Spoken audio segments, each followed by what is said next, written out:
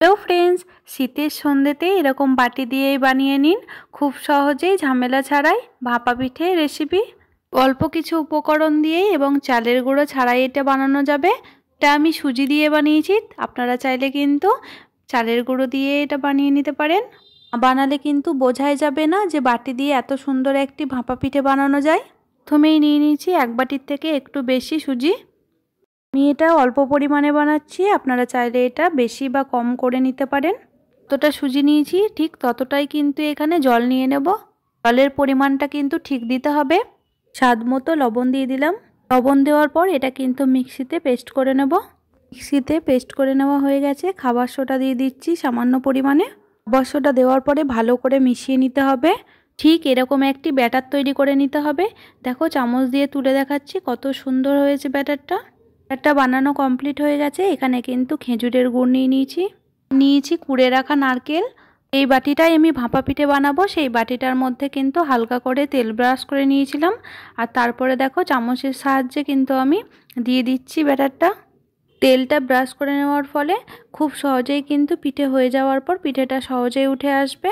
প্রথমেই কিন্তু 1.5 চামচ মতো ব্যাটারটা দিয়েছিলাম, তারপরে বেশ কিছুটা নারকেল কোড়ানো দিয়ে দিচ্ছি এর ওপরে। নারকেল কোড়ানোটা একটু বেশি করে দিলে খেতে ভালো লাগবে, সেই জন্য একটু বেশি করেই দিয়ে দিচ্ছি। আর এখানে দিয়ে দিচ্ছি খেজুরের গুড়। খেজুরের গুড়টাও কিন্তু বেশি পরিমাণেই দিতে হবে। ভাপা পিঠেটা কিন্তু খেজুরের গুড় দিয়ে বানালে খেতে বেশি ভালো লাগে। যেটা বানানো ভীষণ সহজ আর খেতে তো ভীষণ ভালো লাগে। একটা খেলে কিন্তু মনই ভরবে না, এতটা ভালো লাগে খেতে। খেজুরের গুড়টা কিন্তু এরকমভাবেই দিতে হবে। তো আমার দেওয়া হয়ে গেছে, আর খেজুরের গুড়টা আমি দেব না। এর ওপরে কিন্তু ব্যাটারটা দিয়ে দিচ্ছি। দেখুন আবারও আমি কিন্তু 1.5 চামচ মতো ব্যাটারটা দিয়ে দিচ্ছি। এখন তো শীত পড়ে গেছে, আর শীতের সময় কিন্তু আমরা কম বেশি সকল মানুষই পিঠে খেতে পছন্দ করি। 10 মিনিটের মধ্যেই কিন্তু এই পিঠেটা বানানো হয়ে যাবে। এই রকম ভাপা পিঠে না বানিয়ে থাকলে অবশ্যই বাড়িতে বানিয়ে দেখুন, খুবই ভালো লাগবে খেতে। ব্যাটারটা আমার দেওয়া হয়ে গেছে বাটির মধ্যে। এক বাটিটা একটু ঠুকে নিলাম যাতে সবগুলো ছড়িয়ে যায় একসঙ্গে। আর ওপর থেকে কিন্তু কুড়ে রাখা নারকেলটা দিয়ে দিচ্ছি আমি। তাতে করে দেখতে কিন্তু পিঠেটা আরও বেশি মজার হবে।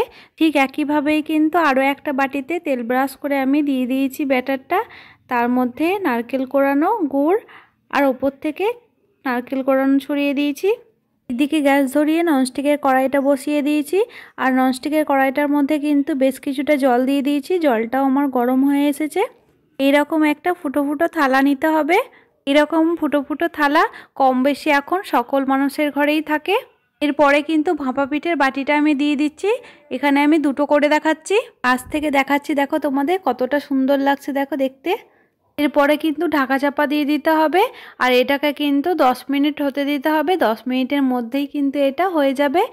ঢাকা চাপা আমি দিয়ে দিয়েছি। আর এখানে দেখো একটা ফুটো আছে, সেখানে আমি কাগজ দিয়ে আটকে দিলাম ফুটোটাকে, যাতে করে ভেতরের ভাপটা আর বাইরে না আসে। সময় কিন্তু গ্যাসের ফ্লেমটা মিডিয়ামে রেখে দিতে হবে। ফিরে এলাম 10 মিনিট পর। দেখেই বোঝা যাচ্ছে যে পিঠেটা কিন্তু আমার তৈরি হয়ে গেছে। এই পিঠেটা যে একবার বানাবে সে কিন্তু বারবার বানাতে চাইবে, এতটা সহজ আর এত সুন্দর লাগে খেতে। একটা কাঠি নিয়ে নিয়েছি, আর কাঠি দিয়ে কিন্তু আমি দেখে নিচ্ছি। যদি পিঠেটা ভালোভাবে সেদ্ধ হয় তাহলে কিন্তু কাঠিটার গায়ে কিছুই লাগবে না। আর যদি সেদ্ধ না হয় তাহলে কিন্তু কাঠিটার গায়ে পিঠেটা লেগে যেতে পারে। তো আমার কিন্তু খুব ভালোভাবে সেদ্ধ হয়ে গেছিলো। আমি বাটির দুটো নামিয়ে দিয়েছি। আর এরকম একটা চাকু নিয়েছি, চাকুটা দিয়ে কিন্তু ধারে ধারে কেটে তুলে নেব। সুন্দরভাবে পিঠেগুলো আমার উঠে গেছে। আর একটা প্লেটের মধ্যেও কিন্তু পিঠেগুলোকে নিয়ে নিয়েছি। কতটা লোভনীয় লাগছে দেখতে, আর খুব সুন্দর হয়েছে দেখতে। কিন্তু খেতে তো ভীষণ মজার ছিল। শীতের সন্ধ্যেই কিন্তু এরকম একটা পিঠে খেতে সবারই ভালো লাগবে। পিঠেটা কিন্তু কোনো রকম ঝামেলা ছাড়াই বানানো যাবে, এতটাই সহজ পিঠেটা। বাটি দিয়ে বানানো ভাপা পিঠে আপনাদের কেমন লেগেছে কমেন্টে জানাবেন। ভালো লাগলে অবশ্যই লাইক করে দেবেন। যারা নতুন বন্ধু আছেন তারা কিন্তু সাবস্ক্রাইব করে দেবেন। আর পাশে থাকা বেলটিও কিন্তু অন করে দেবেন। শেয়ার তো অবশ্যই করে দেবেন। ভাপা পিঠেটা আমি হাত দিয়ে তুলে দেখাচ্ছি, ছুরি দিয়ে মধ্যেটা কেটেছিলাম, খুবই সুন্দর হয়েছিল। ওর থেকে কিন্তু একটু খেজুরের গুড় দিয়ে দিয়েছিলাম। আজকের মতো টাটা বন্ধুরা।